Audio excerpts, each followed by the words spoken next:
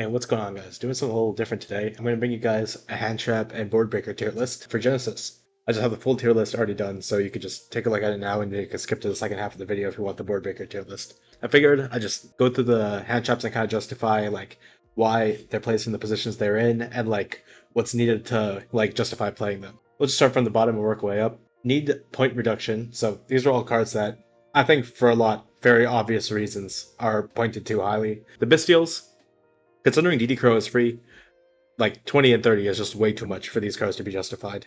Max C is 50. Again, Max C is not particularly good because you can activate Max C and then you'll draw into terrible cards because you've used all your points on Max C. Dominus Spiral's a bit interesting. I could see this card being pretty good. The problem I have is that your opponent needs to summon an extra deck monster, and then you can Dominus Spiral it, and it's going to be kind of hard for you to get a trap into the graveyard at turn 0, especially. So they could bring back one monster for free, and a lot of times they could extend with that one monster. So I don't think the card's particularly good. Even at 10, I think there are cards that cost 10 or less that I would rather play over a Spiral. Handtraps aren't only competing with other handtraps, they're also competing with board breakers. So that's why a card like Spiral is 10 points, not only competing with other 10-point handtraps, they're also competing with 10-point board breakers. And Spiral, I think, just isn't good enough for that. Then we have Dominus Impulse. Again, 30 points, it's a bit too much for a card that's not always going to be live against your opponent's deck. And same with the Zuna, which is 20 points for the playset and then 5 for the Lupus. So definitely not worth. Contact C, 100 points. Good riddance. And the Dogwood needs a point reduction at 3 points. Not because I think it will be playable at 0 points, but I think if you play Dogwood, it should give you points. Like, it should be like -1 points. I think that would probably be the only way this card would be playable. Okay, and then for Need a Right format, these are cards that I think could definitely be good, and they're costed quite well. Well, I mean, most of them are free. It's just not a particularly good format for them. So Meowls is only 3. I could definitely see Meowls becoming a meta when decks are summoned from the graveyard if they start topping the lists. But as it currently stands, the top decks don't really summon from the graveyard. Like VS doesn't, Odeon doesn't, Archmage doesn't. So I don't really see this card accomplishing much. Kind of same deal with Winter Cherries. The format was very narrow, and all the decks that were top decks summoned from the extra deck, and they had a very specific extra deck monster. I could see Cherries being good. I mean, I've always really liked this card. I've played it in a couple of formats, but it's just not good in Genesis currently. I think the Banishing Floodgates are pretty self-evident. No top decks care if they're locked in Banishing for a turn. So, they need the right format. Same Retaliating Sea, also self-evident. No deck really summons with a spell card that really cares about the Retaliating Sea. Cyclopedia, Token Collector, and Typhoon are all kind of obvious. Typhoon doesn't no deck really puts up multiple spell traps face up that would care about getting Typhooned. Okay, next is subpar hand traps. So these are hand traps that I think they're usually not particularly good, or they don't really justify their cost. So the first one is Mourner. Mourner is 7, and there are plenty of good hand traps and board pickers at 7. So I don't think you'll ever go far enough down that you would want to play a Mourner. I think if Mourner was lower points, I could definitely see this card moving up. And I do think it'll get a point reduction. I think the card's the perfect candidate for a point reduction because it's quite a fair card. It's not super oppressive or anything, and it's got specific requirements for it to actually have value. So the next card is Heavenly Zephyr Miradora. This is a card that, if you don't know what it does, it can special summon itself if an extra deck monster with 2,000 or more attack is summoned from the extra deck, and it can negate that monster while it's face up on the field. So the problem with this card is your opponent is not always going to summon an extra deck monster with 3,000 or more attack, and even if they do, if they find a way to remove the Zephyr, then the Zephyr does nothing. It's like a glorified Veiler. So I do not think this is good. This card is Gizmek Uka. If you don't know what it does, if your opponent special summons a monster from the main deck, then it can special summon itself, and then you can special summon a monster from your main deck with attack equals to its defense and has the same attribute as your opponent's monster. So the problem is not every deck can play this because they don't have enough attributes for it to be worth it, and they don't even have monsters with attack equal to defense. The only deck I think that could reasonably play this card is Regenesis, but I really do not think it is worth with Regenesis. And the way this card would usually be played in the TCG is you'd special summon some Floodgate from your deck, but all the Floodgates are costed too highly for this card to be useful. I don't think it's worth it. Next is Herald of Purple Light. This card, there just aren't enough good trap cards for this card to be worth it. You can see its brother's a bit higher up on the tier list. So No Material is a card I see a lot of people hyping up. I just do not think this card is good enough. I think a lot of decks can play through getting No Material fairly simply. Even a deck that would kind of be like its ideal target, doesn't care too much about being no materialed. And I think the death knell for this card is that you can't use it going first. I think if you could use it going first, I could definitely see myself playing it. But the fact you can't use it going first and it's not particularly strong going second means I probably would not play this card. Then we have Emissary of the House of Wax. So if you don't know what this card does, it's pretty much a battle fader, special summon itself, and then it's indestructible by battle.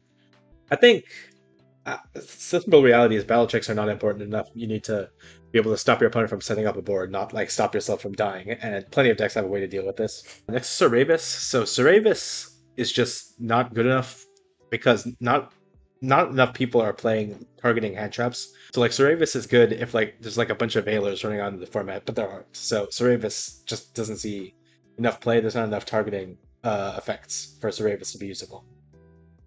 So next are the two bad side frames, Delta and Epsilon. The problem with them is Lambda's not legal, so they're not really usable going second. And because they cost 7 points, I feel like they're just not worth compared to other cheaper hand traps or board breakers. So I do not see a reason to play this card. Last is Songs of Dominators, which I think is a good card. The problem is the other Dominus cards cost too much for it to be usable. So that's why I only have the one. You could theoretically play like 3 of this, and then you'd have to play like 1 Impulse, and then you could play your Purges. You could theoretically fit it all in, but I just don't think it's worth that many points. Okay, now we're moving up to the decent hand traps. These are hand traps I can see myself playing if I'm already playing the hand traps above, or I don't have like the points for the hand traps above. I could play these cards instead. I guess we'll start with Skullmeister. So Skullmeister is kind of here based on the fact that he's 0 points. The problem is like there are not really that many decks that Skullmeister hits. Odeon obviously doesn't care. Vanquish Skull obviously doesn't care. So the only reason he's up here is because he's free. Because he's free, you could probably justify playing him. But that's literally the only reason. If he was 3 points, I'd move him like way down. Next is Veiler. I think Veiler is actually quite strong. It's good into pretty much every top deck. Even Odeon cares. Like normal summon man, you Veiler it. That's probably the best hand trap against that deck. I definitely would consider playing Veiler if you have the points for it. So next is Nib. I think Nib is actually pretty strong this format. The problem is too many decks can play around the Nib, or they don't play into the Nib. The format's a lot wider than... The format's pretty wide right now, so I don't really see Nib being good. However, like, if you have a locals meta with a bunch of, like, combo decks that lose to Nib, it can definitely be playable. I think it's a decent hand trap. Next is Perulia. I think there's actually a lot of decks that really do care about Perulia, because... Vanquish Soul obviously cares, but Archmage also cares a lot about the Perulia. Extra Sister also plays into the Perulia. So, you know, I think I could keep like naming decks. Punk also kind of plays into it. So Perulia can actually get you a couple draws. The only problem is it's 10 points. And like, do you want to use 30 points on a playset of Perulia? Because the problem with like the Perulias and the Fool Losses and the Maxis is if you're using points on them, you're using less points on the cards they would draw into. So are you drawing good cards? I'm not really sure, but I think it would be good if the deck you're playing needs economy or needs to see a bunch of engines. So I think it's definitely very playable in the specific format that we're in right now. Next up is Ogre at Bell. These cards are pretty much carried by the fact that they're 5 points, so they kind of fit a pretty good sweet spot. And like if you need 15 points for a playset, you can play one of these cards. And they do like a little bit of something. I think Ogre is a little bit of the better one because you can hit stuff like Vanquish will start. That's pretty much that. Then we have Gamma. So I think Gamma's a little bit worse because you can expect to use him on your turn 1 a little bit less. However, sometimes if you're playing a deck that's like Weaken to Joel and then searches without putting a monster on field, you could consider playing the Gamma, because Gamma is obviously a very strong card, and 15 is a reasonable point cost.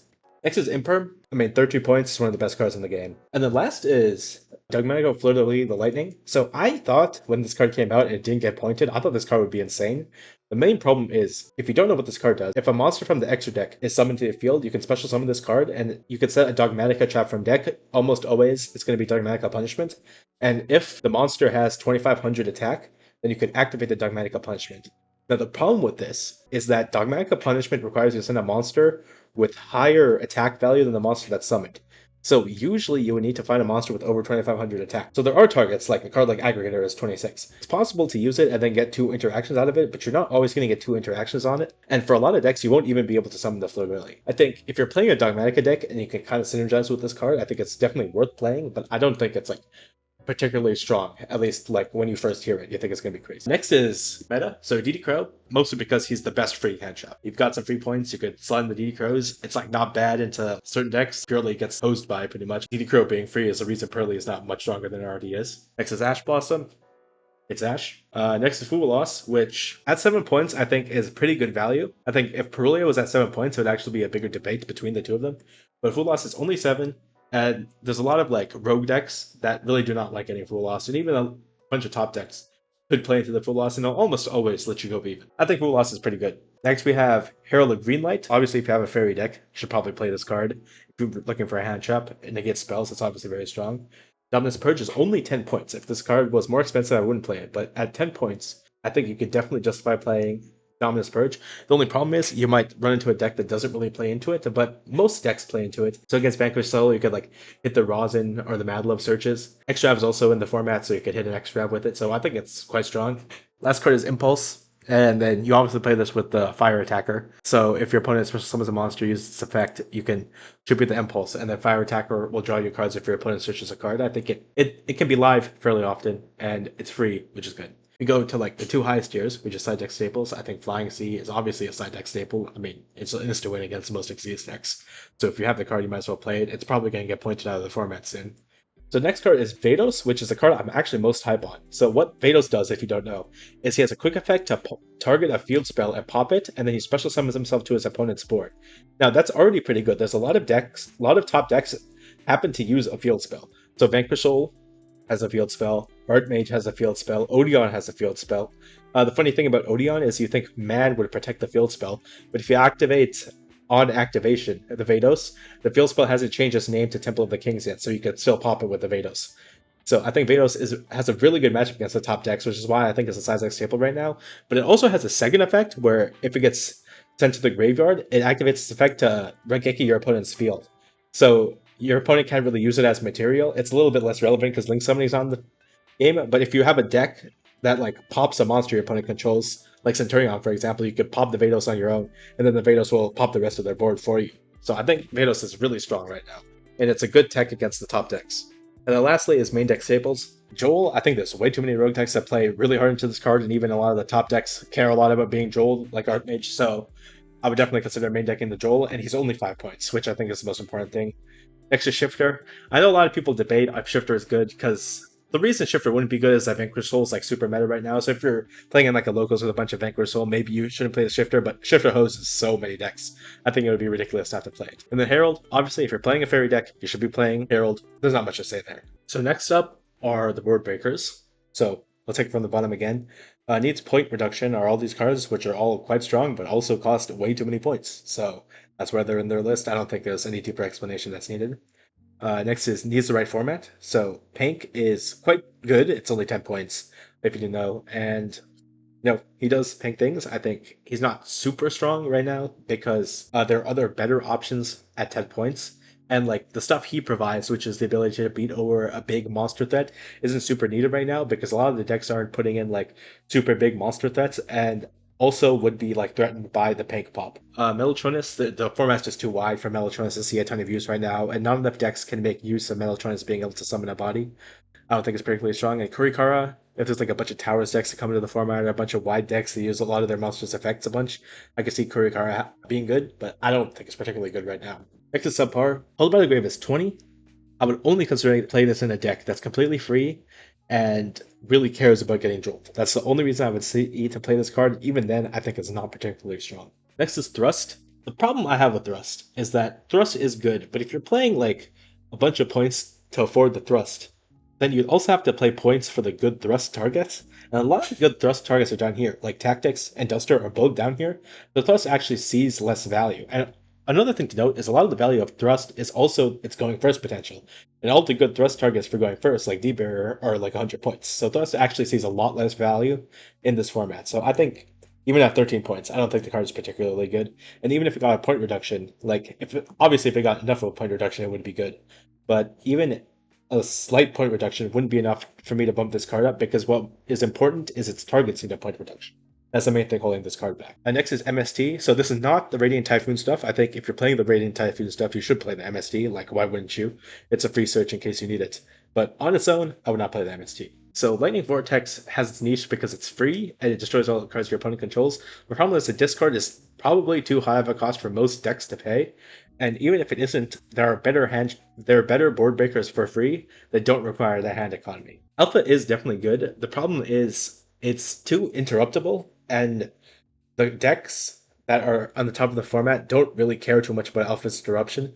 Like honestly, if you like bounce a Vanquishal guy, they'd be like, "Ooh, another attribute in hand, no problem for me." So I would not really play this card. I don't think it's particularly good. And that's the same with Book of Lunar Eclipse, which kind of has the same logic as Lightning Vortex. This card is just too high of a cost for what the card does. Next is Raigeki. So Raigeki falters because it's 7 points. Like, it's a bit of a sneak peek, but you think I'm playing this for 7 points when Dark Hole is 3 points? You know, like, and then for 3 extra points, I can get like a 10 point hand trap or like evenly matched. No, I'm not gonna pay for a red kiki, so I don't think this card is particularly strong. That mind control is free. Problem is, again, in this format, I don't think there's enough monsters that are worth stealing. Moving up to decent, the Swords of Concealing Light. If you don't know what this card does, it books all cards your opponent controls, and I do think like a mass book is pretty good. The problem is it's a continuous spell, so it falters against things that like Book of Eclipse wouldn't falter to. Like if your opponent has a Cosmic, for example, which because he is rated pretty highly, it gets hit by that. And also, like booking is not always the best thing you can be doing, but I think it's a decent card, and it also stays on the field. So if your deck needs to pay for costs somehow or needs to pop a card in their field, it could be worth for that. Next is Hatronade. I mean, it's a fairly good card, especially if your deck is pretty competent at OTKing. You can Hatronade and you can side deck it for back row decks. Problem is, I think there are better back row hate cards, and also like the main back row deck Odeon can just negate this card, and it's not that big of a deal. And the bigger problem is if you fail to kill them, then they still have all the resources in hand. So I probably would not be playing this card. Next is Sphere Mode. Sphere Mode is good if you can get it off, definitely. Problem is I don't think enough decks summon like a super wide board. Like there are definitely some decks, but it's just like too niche of a card, I think, to see large amounts of play. Enemy Controller is a card that saw some play in certain TCG formats, but the reason it saw play was it was good at dodging targeted interaction, and there are a bunch of top decks that don't have a bunch of targeted interaction, and if they have targeted interaction, they don't really care about having one of their monsters stolen. Like Odeon has some targeted interaction, but if you steal the man, like they don't particularly care. And the bigger problem is because you can't link, there's not much you can do with the stolen body, usually. So the stolen body a lot of times will be just given back to your opponent, and that's the main reason I think this card is not particularly strong.